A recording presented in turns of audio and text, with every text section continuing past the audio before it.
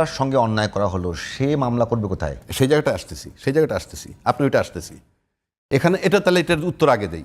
বলছে র্যাবে ছিল, এরা ডিজিএফআইতে ছিল না, যেখানেই থাকুক। না, বলছে যে ডিজিএফআইতে থাকলে আমাদের দায় না, কারণ ডিজিএফআই যে থাকে তারা রিপোর্টিং অথরিটি হলো পিএম অফিস, আর র্যাবে যারা ছিল তাদের হলো মিনিস্ট্রি অফ হোম তাদের হাইয়েস্ট অফিস। হ্যাঁ, এইবার আসেন, যদি আজকে তাদেরকে এই সেনা সদর এরা যখন ব্যাক করে আসলো ডিজিএফআই থেকে র্যাবেতে ফেরত আসছে, তো আবার তখন যদি তারা, যেহেতু এই কর্ম নিয়ে আলোচনা হচ্ছে, তখন যদি তারা তাদের এই কর্মের জন্য তারা ইনডোরে একটা বিচার করে ফেলতো, তাহলে তো আজকে বলতে পারতো। অভিযোগ না দায়ের হলে কেমন?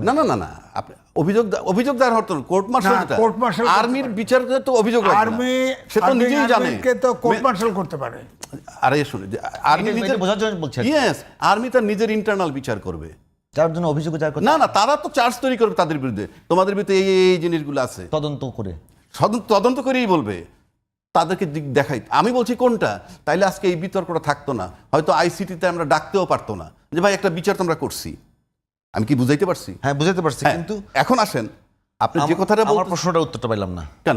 আপনি বলছেন যে বাইরে, আমার কথা হচ্ছে একজন আর্মির অফিসার যদি বা আর্মির সদস্য যদি কোনো অন্যায় করে, ধরেন আমি সহজ বিষয়ে বলি, যে তার বউকে সে কোনো কারণে অ্যাসল্ট করলো, তো আর্মি তাকে একটা ব্যবস্থা, তার বিরুদ্ধে একটা ব্যবস্থা নেবে, তার চাকরি খাবে, কিছু একটা করবে। ওই যে বউটা আছে, তার স্ত্রী আছে, সে কি সিভিল কোর্টে মামলা করতে পারবে না?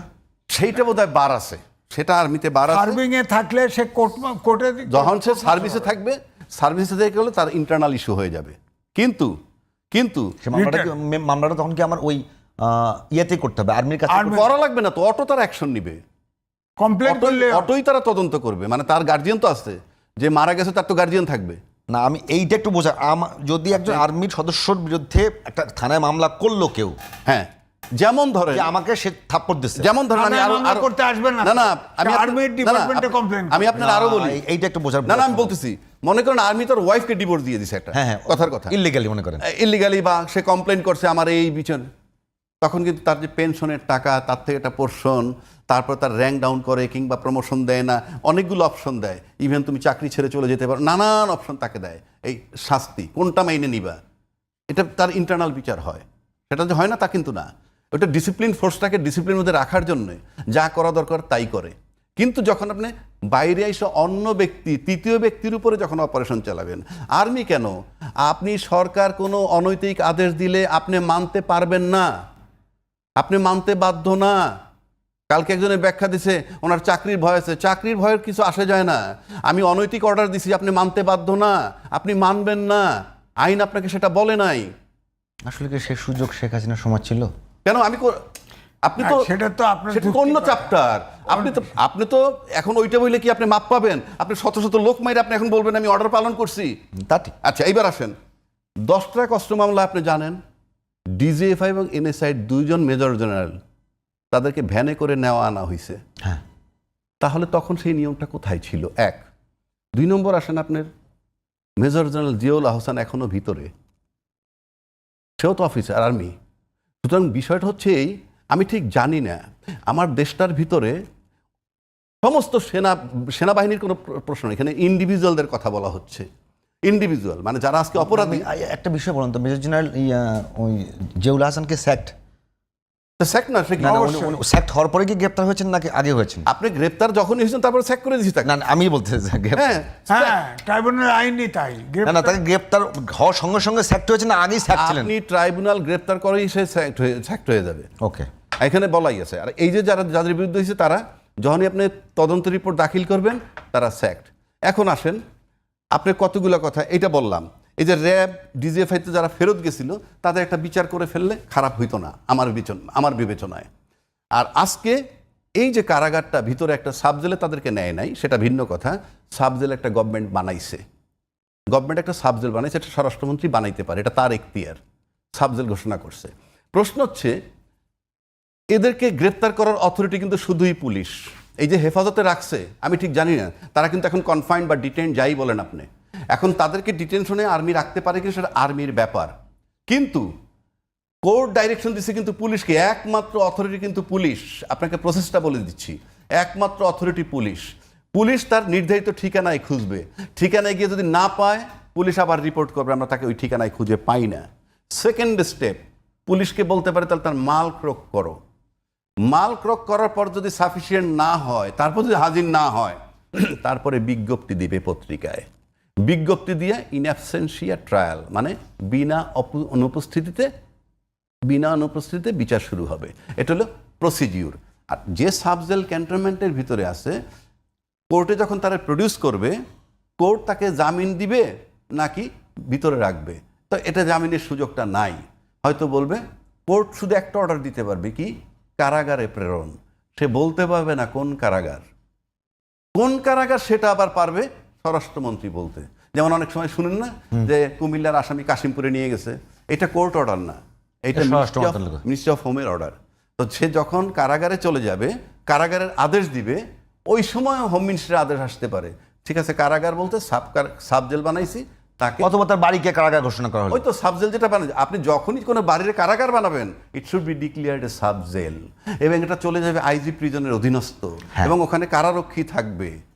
আপনি আর কিছু করতে পারবেন না, ওটা ইট উইল বি, এটাই আইন না, কিন্তু পাহারা দিবে কারারক্ষী। এখন সবচেয়ে বড় কথা যেটা আমি ব্যক্তিগতভাবে, আমার এই প্রসঙ্গটা যখন আসছে এই জন্য বলতেছি, আমার সবচেয়ে একটা ব্যথার জায়গা হলো একজন মেজর জেনারেল পালিয়ে গেছেন বা তাকে পাওয়া যাচ্ছে না, এখন খোঁজ পাইছি পত্রিকায় বলে সে ভারতে চলে গেছে। কিন্তু প্রশ্ন আমার না, ব্যথার জায়গা কোথায় জানেন? একজন জেনারেল যখন পালায় যায়, এর চেয়ে ব্যথার জায়গা আর থাকে না। কেন জানেন? গুন্ডা পালায়, শয়তান পালায়, বদমাইশ পালায়, পুলিশ তারায় ধরে, আর আমি মেজর জেনারেল, আমি পালায়ে গেলাম, আমি তো বীর দর্পে আইন মোকাবেলা করব। এটি ছিল আমার ব্রত হওয়া উচিত। আমি তাকে দিয়ে কি আশা করব? কালকে যুদ্ধ লাগলে তাকে দিয়ে আমি কি আশা করব? You tell me just. খুব পেইনফুল। সুতরাং আমরা এই সমস্ত পরিস্থিতির মধ্যেও আমরা এমন একটা জায়গায় যাচ্ছি, কেউ বলতেছে সরকারের সাথে প্রতিরক্ষা মন্ত্রীর দূরত্ব বাড়তেছে। এটা তো ভাই আমার কথা না, আমার দরকার নাই জানার, কথার কথা বলছি। তারপরে সরকার নিরপেক্ষ না, আরেকজন বলতেছেন 5 জন উপদেষ্টার ফোন আলাপ আমার কাছে রেকর্ড করা আছে, তারপরে স্বাক্ষর করব না। কি করলাম এতদিন? কোথায় যাচ্ছে দেশ? কোথায় যাচ্ছে দেশটা রে ভাই? আজিজ ভাই কিছু বলতে যাচ্ছেন? আমার প্রশ্ন হচ্ছে, ধরেন এই আর্মিদের ক্লোজ করা হলো, আর্মি অফিসারদের ক্লোজ করা হলো, তাদের চাকরি গেল, চাকরি যাওয়ার পরে তাদের সিভিল কোর্টে বিচার হতে পারে, সিভিল কোর্টেও হতে পারে। কিন্তু আমার বক্তব্য হচ্ছে, আইন তো 24 ঘন্টার ভিতরে তাদের কোর্টে রিপোর্ট প্রডিউস করে। এইটাও আমি আপনার একটু ক্লিয়ার করি। হ্যাঁ বলেন। এখন কোর্টের দায়িত্ব দিছে পুলিশকে, কথাটা বোঝার চেষ্টা করেন। আপনি যদি এখন বলেন কে পুলিশ তারা কি খুঁজে পায় নাই, সেটা তো আমি দেখাও না দেখবো, সেটা ভিন্ন কথা। ভাই রিয়েলিটিতে আসেন। আমার কাছে কোনো ইমোশন নাই রে ভাই, এটা পুলিশ জানে, সবাই জানে। আমি কাগজে কলমে বলবো ওই ঠিকানায় পাই নাই, আপনি কি করবেন? রশি লাগাবেন? না, তার না। আচ্ছা, যদি রিয়েলিটি পুলিশ বলবে, আমি কাগজ কলমে বলবে যে আপনি যে ঠিকানা আমাকে দিচ্ছেন সেই ঠিকানায় তারা নাই। আসলে তো সেই ঠিকানায় তারা নাই, কারণ তারা তো চলে গেছে আরেক জায়গায় হেফাজতে। না, এখন তো সাবজেল ঘোষণা করছে। সাবজেলে তো নেয়নি ভাই, সাবজেলে নিতে পারবে না তো। সাবজেলে নেবে তো আদেশের পরে। সাবজেলে নিতে পারলে কোর্টের আদেশ করতে হবে। কোর্ট যদি পার্টিকুলার ডেট দেয় তাহলে ওইখানে যাবে। কোর্ট যদি কয় কাশিমপুর, তো কাশিমপুর। কোর্ট না, স্বরাষ্ট্রমন্ত্রী। কোর্ট বলবে সিম্পলি হাজতে পাঠাইলাম, আর স্বরাষ্ট্রমন্ত্রী বাকি কাজটা। এটা হলো আইন। এখন বিষয় আপনি যেটা বলছেন, এখন পুলিশ এটা করবে, আমরা পাই নাই, তখন বললেন নেক্সট স্টেপ কি? ক্রোক করো। থার্ড স্টেপ কি? পত্রিকায় বিজ্ঞাপন দাও। ফোর্থ স্টেপ কি? তাদের বিনা অনুপস্থিতি দেখাইয়া বিচার শুরু হবে। That is law.